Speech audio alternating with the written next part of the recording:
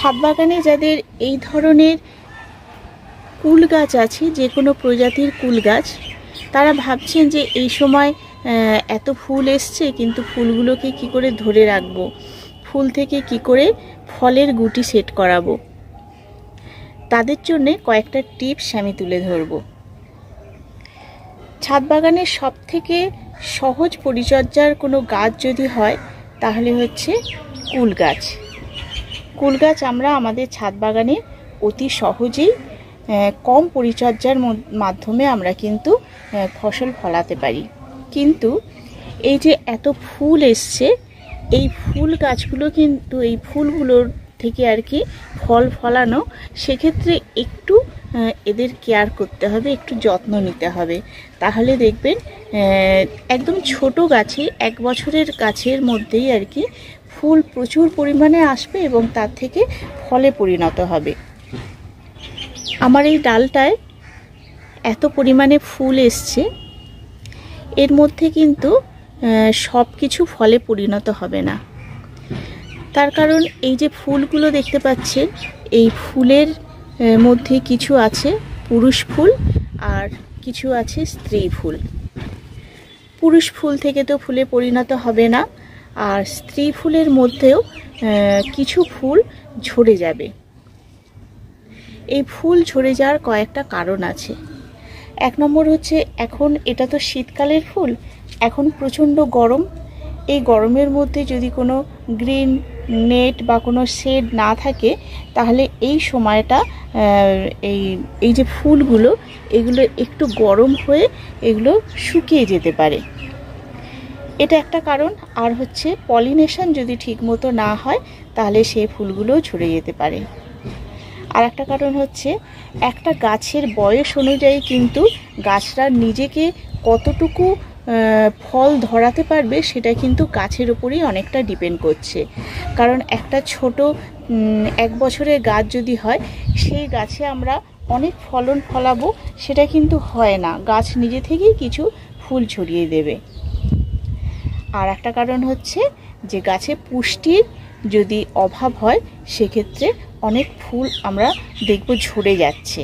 সেই জন্যে এই সময়টা যদি আমরা একটু বিশেষ কেয়ার নিই, তাহলে গাছের ফুল কিন্তু অনেকটা আমরা ধরে রাখতে পারবো এবং তার থেকে ফল সেট করাতে পারবো। নমস্কার বন্ধুরা, আমি সোনালি, আর গ্রিন থাম চ্যানেলে আপনাদের সকলকে স্বাগত। আমার ছাদ বাগানে এই কুল গাছটা হচ্ছে বল সুন্দরী কুল গাছ। বেশ সুন্দর, পাকলে লাল হয়। আমার গত বছরে এর থেকে কুল হয়েছিল খুব কম। এটা মোটামুটি এখন 1.5-2 বছরের মতো গাছ হবে। তো এই গাছে এই সময় এই যে ফুল আছে অনেক, এই সময় আমাদের যে কাজগুলো করতে হবে, তার মধ্যে প্রথম কাজ হচ্ছে এর মধ্যে একটু হরমোন দিতে হবে। যে হরমোনটা দিলে গাছ কিন্তু অনেকটাই ফুলগুলোকে রক্ষা করতে পারে।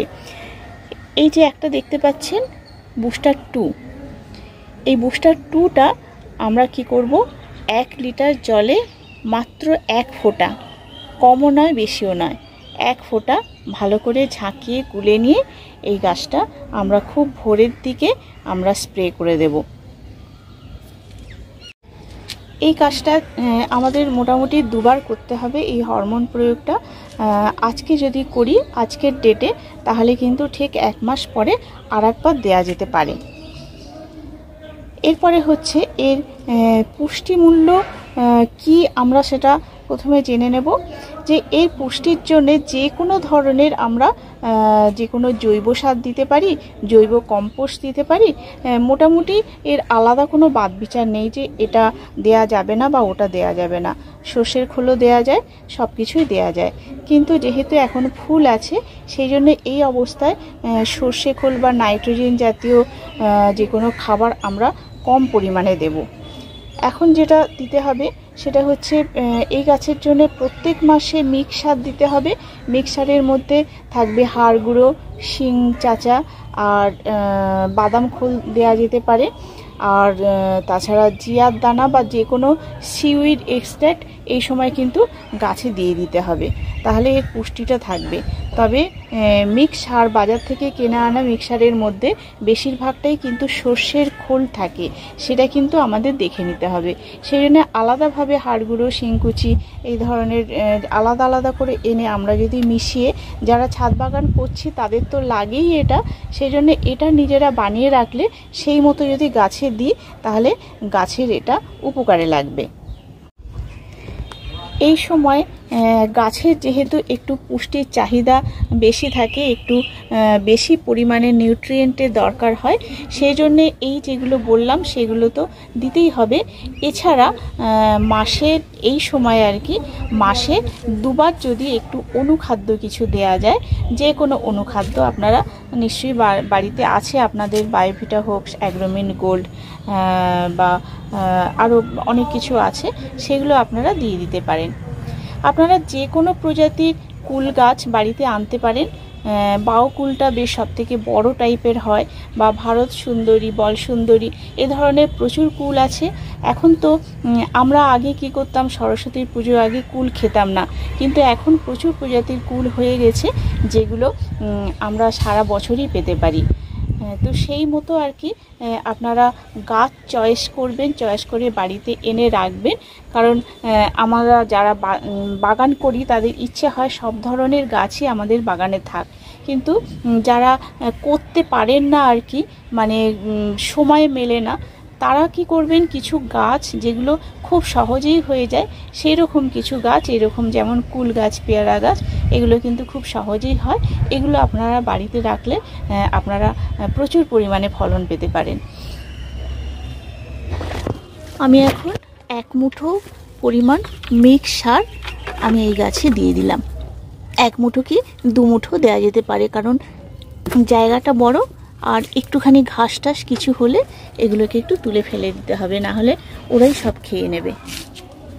এরপর আমি দেব এই গাছের জন্য মোটামুটি, এটা তো হলো যেটা ম্যাক্রোনিউট্রিয়েন্ট এনপিকে মোটামুটি আছে এর মধ্যে। এর সাথে এখানে কিছু মাইক্রোনিউট্রিয়েন্ট দিতে হবে।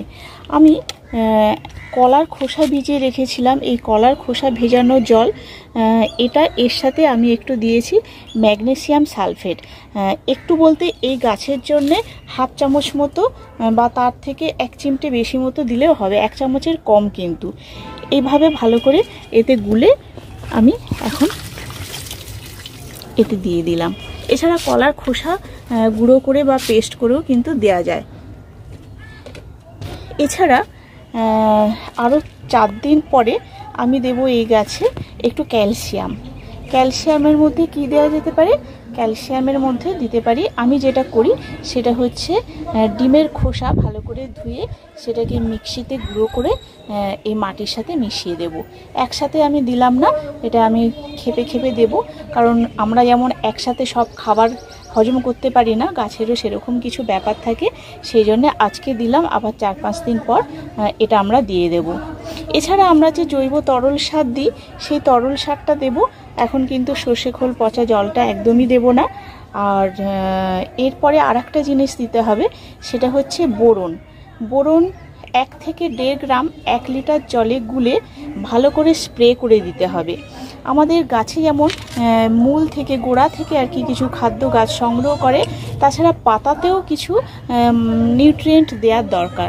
সেই জন্য বোরনটা আমি মাটিতে অ্যাপ্লাই না করে আমি বোরনটা গাছে স্প্রে করে দিই। 1 থেকে 1.5 গ্রাম আর কি 1 লিটার জলে গুলে ভালো করে গোটা গাছ সকালবেলা আর্লি মর্নিংয়ে আমরা এই গাছে দিয়ে দেব। বোরনটা দিলে কি হয়, ফুলের স্থায়িত্বটা কিন্তু থাকে, ফুল ঝরাটা কমে যায়। এই বোরন আর এই যে বুস্টার 2, এই দুটো কিন্তু এই সময় দিতেই হবে, তবে একটু গ্যাপ দিয়ে দিতে হবে, 4-5 দিন গ্যাপে এই দুটো জিনিস দিতে হবে। এবার আসি কীটনাশক এবং ফাঙ্গিসাইডের কথায়। অনেকেই বিভ্রান্ত হয়ে যান যে এই যে ফুল আছে, ফুল থাকা গাছে আমরা কীটনাশক বা ফাঙ্গিসাইড প্রয়োগ করতে পারবো কি না, সেই নিয়ে কিন্তু অনেক তর্ক বিতর্ক আছে। এই সময় গাছে দেখবেন যে ফুলে প্রচুর পরিমাণে পিঁপড়ে হয়েছে অনেকের গাছে। যদি পিঁপড়ে থাকে তাহলে ভয় পাওয়ার কিন্তু কিচ্ছু নেই, কারণ পিঁপড়ে গাছকে নষ্ট করে না, পিঁপড়ে আসে এই ফুলের মধু খেতে। মধু খেয়ে তারা চলে যায়। আর এই মধু খেতে আসার ফলে কিন্তু তারা পলিনেশনটাও করে দেয়, তার ফলে আমাদের ফুল থেকে ফলে পরিণত হওয়ার সুবিধা হয়। তবে অনেক ক্ষেত্রে দেখা যায় যে গাছে যদি মিলিবাগ হয় সেক্ষেত্রেও কিন্তু পিঁপড়ে আসে, সেই দিকটা আমাদের নজর রাখতে হবে যে মিলিবাগ হলে আমাদের সেটাকে দমন করতে হবে। এবার বলি, কীটনাশক একটু বেশি মানে চড়া হয়ে যায় একটু, সেই জন্যে এটাকে আমরা এই সময় বাদ দিলেই চলবো। বেশিরভাগ ক্ষেত্রে আমরা কি করি, নিম অয়েলটা আমরা এই সময় গাছে প্রয়োগ করি। নিম অয়েলটা কিন্তু একদমই তীব্র গন্ধযুক্ত নয়। তীব্র গন্ধ হলে যে কোনো ভালো প্রজাপতি বা পোকামাকড় আর কি যারা পলিনেশন করে সেক্ষেত্রে বাধা পায়, তারা আসে না, কারণ ওই যে কীটনাশক দেওয়া হয় সেই কীটনাশকটা তীব্র গন্ধে ওরা আসতে পারে না, সেই গন্ধটা 2-3 দিন মতো থাকে। সেই জন্যে কোনো কড়া কীটনাশক দেওয়ার দরকার নেই। শুধুমাত্র নিম অয়েল বা কোনো কন্ট্যাক্ট ফাঙ্গিসাইড, একটু তীব্র কড়া নয় এরকম কোনো কন্ট্যাক্ট ফাঙ্গিসাইড আপনারা দিতেই পারেন, কারণ কচি ডালগুলোতে অনেক সময় কিন্তু পোকামাকড়ের উপদ্রব হয়। সেই জন্য একদম বিকেলবেলা সূর্য ডুববে সেরকম সময় বা ডুবে যাবে সেরকম সময় আপনারা যে কোনো কন্ট্যাক্ট ফাঙ্গিসাইড প্রয়োগ করতে পারেন। গাছকে কিন্তু দুবেলা অবশ্যই শাওয়ার করিয়ে স্নান করিয়ে দিতে হবে। আর এই সময় একটা জিনিস বিশেষ নজর রাখতে হবে আমাদের, সেটা হলো এই যে টবের মাটি কিন্তু একদমই ড্রাই হতে দেয়া যাবে না। এই সময় গরমকালে দুবেলা তো মাটিতে জল দিতেই হবে, আর তার সাথে গাছে দুবেলাই শাওয়ার করে দিতে হবে। যদি দেখেন কখনো দুবেলা জল দেওয়ার পরেও মাটি শুকিয়ে যাচ্ছে, সেক্ষেত্রে কিন্তু আবারও জল দিতে হবে। তবে ভর দুপুরবেলা বা গরম থাকতে থাকতে গাছে জল না দেওয়াই ভালো। একটু আর্লি মর্নিংয়ে আর সন্ধ্যের দিকে গাছে জল দিতে হবে। গাছে এমনভাবে জল দিতে হবে যাতে তলা পর্যন্ত জলটা পায়, মাটি থেকে এই মানে তলা থেকে আর কি জলটা বেরিয়ে যায়, সেভাবে জলটা দিলে তাহলে মোটামুটি দুবেলা জল দিলেই চলবে। যদি কোনো কারণে মাটি শুকিয়ে যায় তাহলে এর ফুলগুলো হলুদ হয়ে যাবে। হলুদ হয়ে গেলে, সেই শুকনো হয়ে গেলে সেই ফুলগুলো কিন্তু আর কোনোভাবেই রিকভারি করা যাবে না, সেগুলো আস্তে আস্তে ঝরে যাবে। ফেব্রুয়ারি মাসে সব গাছ প্রুন করার সময় কিন্তু আমাদের সব সময় এতগুলো গাছ হয়ে ওঠে না, তার ফলে আমিও এই গাছটাকে প্রুন করতে পারিনি। সেই জন্য গাছটার চেহারাটা একটু অন্যরকম হয়ে গেছে, কিছু কিছু ডালে ফুলও আসেনি। সেই জন্য এটা যদি ফেব্রুয়ারি মাসের প্রথমে বা মার্চ মাসে প্রুন করে দেওয়া হতো, তারপর তার থেকে যদি নতুন ডালপালা বেরিয়ে আর ফুল আসতো, তাহলে সেইটা আরও বেশি পরিমাণে হতো। কিন্তু যারা করেননি তাদের এখন আর করা যাবে না, কারণ এই সময় মোটামুটি সব গাছেই ফুল চলে এসছে। তবে নেক্সট ইয়ারে অবশ্যই ফলন হয়ে যাওয়ার পর গাছটাকে ভালো করে কাটাই ছাঁটাই করে দিতে হবে, তাহলে আরও বেশি সংখ্যায় শাখা প্রশাখায় বেরোবে আর বেশি পরিমাণে ফুল থেকে ফল হবে। কিন্তু এর যে পুষ্টির কথাটা আমাদের এই সময়টাই শুধু একটু খেয়াল রাখতে হবে, একটু পরিচর্যা করতে হবে। আর সারা বছর এর শুধু মিক্স সার দেওয়া বা যে কোনো কম্পোস্ট সার দেওয়া ছাড়া কিন্তু, আর মাইক্রোনিউট্রিয়েন্ট মাসে একবার, এছাড়া কিন্তু এই গাছের আর বিশেষ পরিচর্যার দরকার হয় না। তাহলে বন্ধুরা, আপনাদের এই ভিডিওটা যদি ভালো লাগে তাহলে অবশ্যই একটু লাইক কমেন্ট করবেন, এবং যারা নতুন বন্ধু তারা একটু সাবস্ক্রাইব করে দেবেন। আর যারা এতক্ষণ আমার ভিডিওটা দেখলেন তাদেরকে অসংখ্য ধন্যবাদ। আজ এ পর্যন্তই, ভিডিও এখানে শেষ করছি। দেখা হবে পরবর্তী কোনো এপিসোডে।